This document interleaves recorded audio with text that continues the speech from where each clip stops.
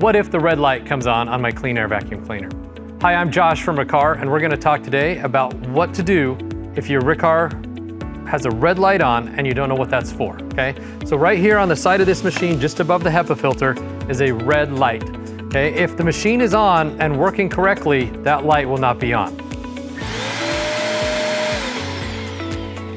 If it's clogged or obstructed in any way or full bag, that light will light up.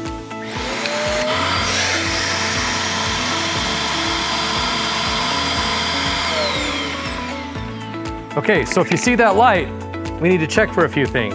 And the best thing to do is start with the simple stuff first. Start with the bag.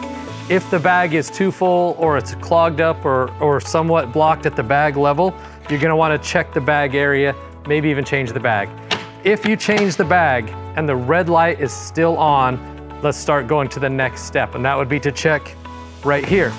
You don't need any tools, it's really simple. Just release the hose, look in here, look here. If you turn the unit on again and the red light's not on, we know the problem isn't down here or in the bag area, it's somewhere further down along the machine. So I would then say, hook up your hose again, turn it on, and check and see if the light's on. If the light's on there, and you remove the wand and you turn it on, and it's not on anymore, we know the problem's in the wand. If our light's still on later on down the line, like we put it all back here, the next place would be to the nozzle. So basically the debris goes through here, up through this hose, and into the bag. So you can check this in a series, starting with the bag, working your way this way, using the light to indicate if there's any problems. If you can't get it figured out beyond that, please contact your local Riccar retailer. Happy vacuuming.